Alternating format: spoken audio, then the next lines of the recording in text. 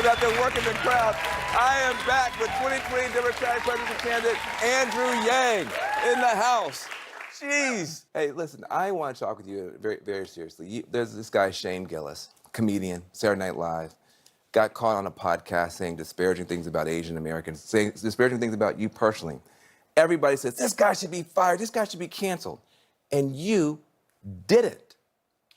Well, the first reaction I had was obviously hostility, confusion, anger. And so I did what came naturally to me, which was I sat down with my wife and actually watched some of Shane's comedy just to try and get a sense as to who he was and where he was coming from. And after I watched some of his work for, let's say, 45 minutes or so, I looked at my wife and we talked about it. And then we both thought that he was not evil or malignant or really hateful and actually advocating, for any kind of racist ideology, that he struck me as a still figuring it out comedian from central Pennsylvania who told some terrible and offensive jokes. Right. And that to me did not rise to a level where he should lose his job. Wow. And so and as someone who was personally actually called out, then I thought, well, if anyone should be offended, it's me. Right. And if I don't think he should lose his job, then I should probably say something to that effect, because maybe it would make a difference. Well, maybe you haven't lived in the United States for the last year or two, but that's not normal. Well, first of all, he did get fired, despite your speaking up for him. But we live in a time now where we have what we call, as you know, cancel culture, man. And if you do something wrong, you're supposed to be out of here. And it could have been 5 minutes ago, or it could have been 20, 30 years ago. Do you have a view that we maybe have gone too far in the direction of a lack of grace or a lack of forgiveness? Well, my campaign slogan is humanity first. Yeah. I mean, we're all people, we're all human, we all make mistakes, we're all fallible. And I'm new to politics, but I certainly would hate to be judged by something I did 25 years ago. Yeah. Like you bust out some statement. Happily, no one was paying any attention to anything. But I think that our standards have become unfair, and we become unduly vindictive and punitive. And one of the things that we benefit from is remembering that we're all human and we can forgive. One of the things a friend said to me is that, let's say someone makes a mistake and then we turn on them and say, hey, you should be fired from your job, you should be canceled. And then what happens 2 months later, we move on, but that person still doesn't have a job, or that person's life has still been changed irrevocably. So to me, those things don't necessarily balance out. But what do you think about Justin Trudeau? Blackface, all that kind of stuff. He came out, he apologized. Do you hold him to a higher standard because he's an elected official? Or do you have that same humanity first grace across the board? How do you think about that stuff? I mean, that's a tough one, in part because I'm not black, and so him wearing blackface, I would actually refer to as someone who has more direct experience with that form of racism. He also was an elected official. I'll tell you, people might get mad at me. To me, if you did something that's 10 years ago, 15 years ago, and it was stupid, if you apologize, then I don't care. In other words, if you care about it, then I don't care.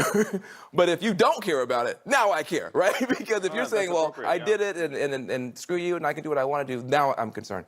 But I do think that people should be able to apologize. Another issue has to do with how you break in with the African-American community. And I got a question online for you about that. I want you to answer.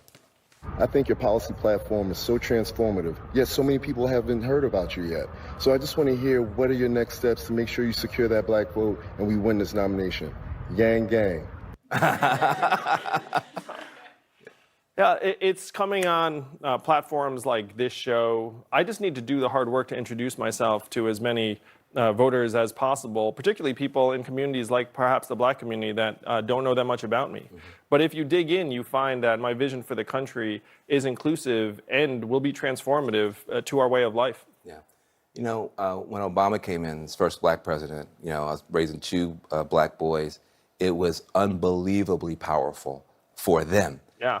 Have you thought about the fact you would be our first Asian American president? What do you think the impact on the country is for that ceiling to get broken through? I think that my becoming president would be another transformative moment for the country. Certainly, growing up as the son of immigrants myself, I never imagined I would be in this seat or in this race. But now that I'm here, I believe that I can help move our country forward. And to the extent that makes Asian Americans very happy and proud, that makes me very happy and proud. Yeah. You know, you're raising two boys. You mentioned that one is on the spectrum with regard to autism. What have you learned from him? What has he taught you in your journey together? I learned so much from my son.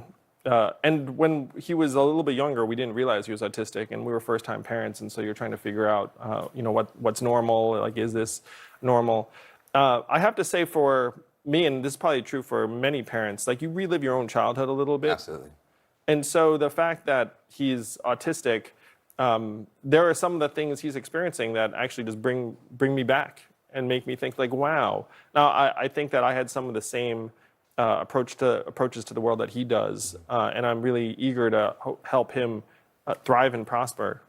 Yeah, that's, it's being a parent and kind of being in a political environment like we're in. We really need folks like you.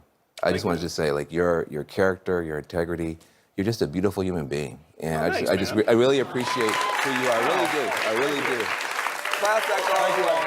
Thank you. Andrew Yang. Thanks, guys. Now listen, you're gonna be hearing a lot more from this guy, I guarantee you. Now, when we come back, a key group of voters that could help decide the 2020 election, Generation Z. Question, are they energized? What do they want in a candidate? You're gonna get a chance to hear from these first-time voters when we get back. Also, I know you watched that viral video of these little kids hugging on the internet. These little munchkins and nuggets are right here in the studio. That's them right there. You're gonna meet them when we get back.